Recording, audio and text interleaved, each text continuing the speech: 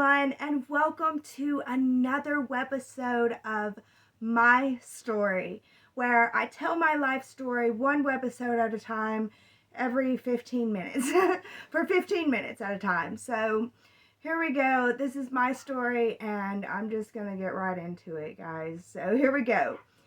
So, my story, where was I? We were talking about when my husband was between his tours. My husband had three tours to war, and he was a medic, and he saw himself as helping the guys.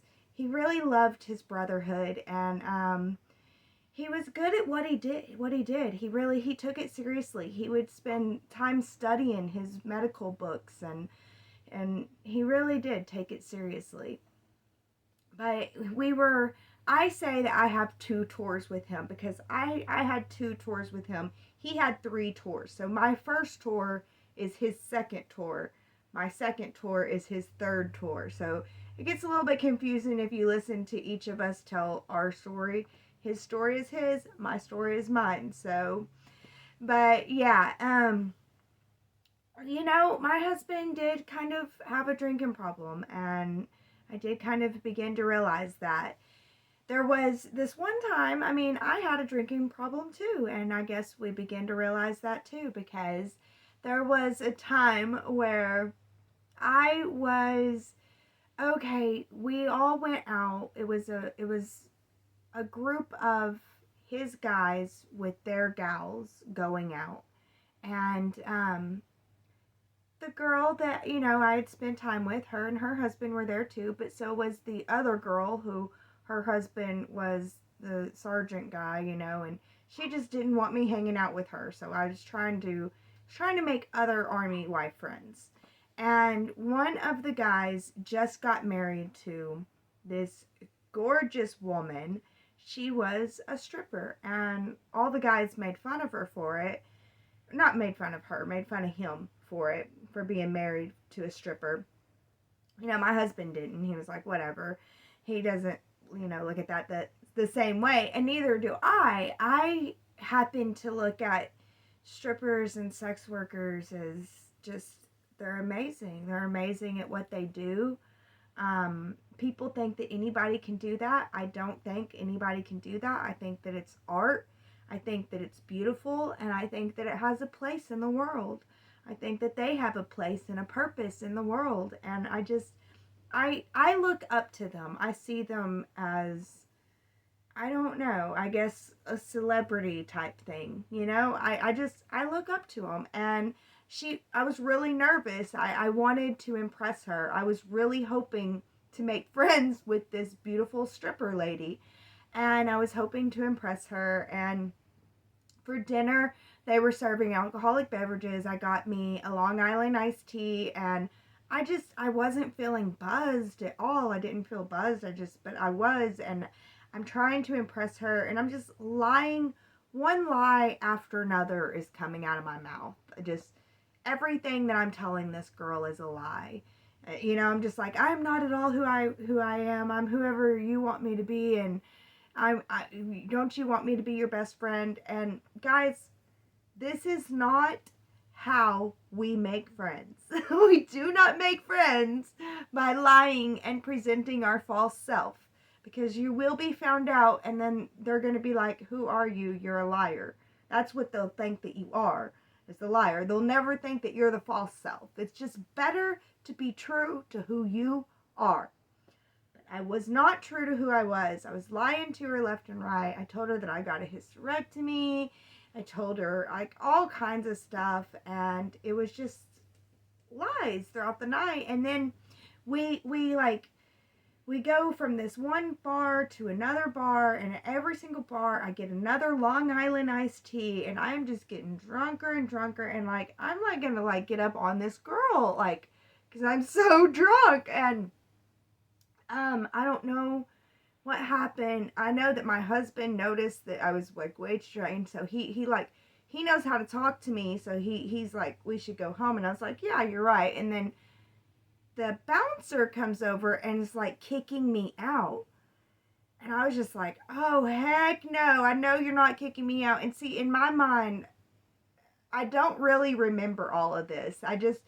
I've told the story and my husband's told the story, and so I know his side too at this point. But I was really, really, really drunk, and I was like blacking out, and I tried to fight the bouncer. I refused to leave. I was like hanging on to the door. He gets me into the car, um, and I'm like, I hit my head, and I'm puking. I puke everywhere, I guess. And then we get to the house, and he said that I puked on the floor. Like, we walked in and I puked on the floor, but I moved his shoes, so I made sure not to puke in his boots, and he just loves that. And I'm thinking, yeah, of course, I'm not gonna puke in people's boots. Well, and then like I had puke all in my hair, so he was like gonna take me to bed, but I had puke all in my hair because I've always had long hair. I love my long hair, but and he was gonna wash it out for me, and I freaked out. I was like, no, you will not drown me. And I was just fighting him left and right so he didn't get my hair washed. And he just put me to bed. So yeah, we had a drinking problem, and we had to look into that. And we started going to AA meetings, and we were looking into solving our drinking problem pretty much. And yeah, getting better, being better people. And I was graduating college. I was graduating college with a business degree for administrative assisting. And I was really excited. I was looking for places to work, and I found a place to work at this place called Tessa Corp. Tessa Corp was a nonprofit organization that works to help women with domestic violence. Now, they were not needing an administrative assistant. They let me know that. They were needing an assistant, an event coordinator assistant, and they wanted to do a 90-day internship with me first to make sure that I was the right match.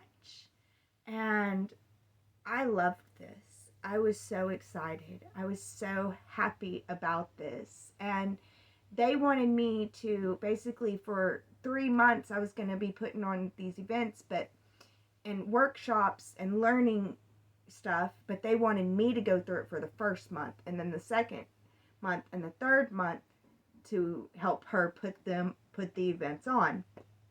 And the lady that I was helping and I was working with was just the most beautiful, eccentric lady. I don't know.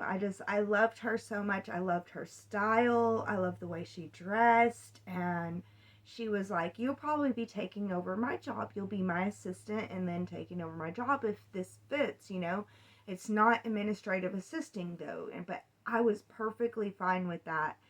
And I was so excited. And I had to go through the workshop, that they said the first 30 days is I have to go through the workshop and learn everything about there was 2 workshops that I was going through, the employee workshop and then the teaching about domestic violence and how it affects women, that type workshop.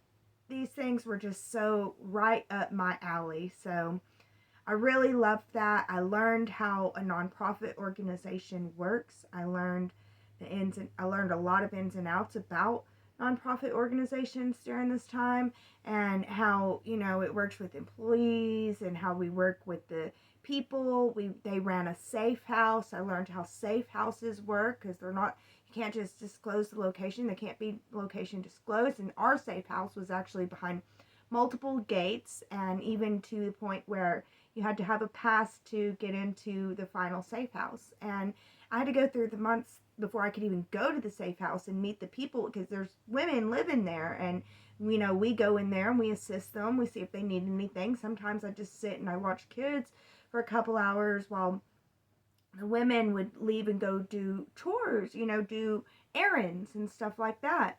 So, there's just all kinds of opportunities here, and I was just so excited, and I loved learning about all of that. I had this big old binder, and I would go to class, and I would come home, and I was loving my life, we weren't drinking all the time anymore, and things were getting better. Now Dave is preparing to go back to war, though. He's about to go right back to war. It's going to be another 15-month tour, which, you guys, do y'all understand how long 15 months is?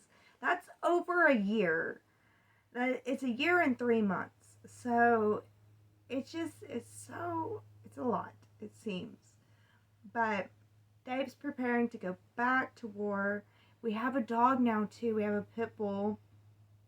And so, well, we've had our pit bull for a while, so, but, I remember while going to the Tessa Corp and being in the classroom, and they're teaching about what domestic violence is, what is rape and what is not rape. Like, a lot of women have been raped and they don't even know that they've been raped. So whenever we talk about rape statistics, I mean, there's so many things I learned in this class that is just horrific. It's horrific statistics in that. First of all, most women that have been raped, that consider themselves raped, they don't even report, and whenever asked, especially in the past, they would say no. And then there's the women that have been raped that don't even consider themselves raped. Like, there's women that in the past, the way that we used to think, because, like, the time that I was in this, it was like at the time of the old becoming the new, and Tesla Corp was a part of bringing the new, I don't know. Maybe I think people know this information. Maybe they still don't know. But there was a time where people thought that if you're married, you cannot be raped. Like, there is no rape in marriage. Like, your body is his. So if he takes it, then he takes it, But that's not true. You were raped. And it's really, I don't know. It's a different way of looking at rape culture. I mean, you think it's a rape culture because then you think, well, then all ladies have pretty much been raped and all men have raped, Like, because and they're not all locked up and we're not all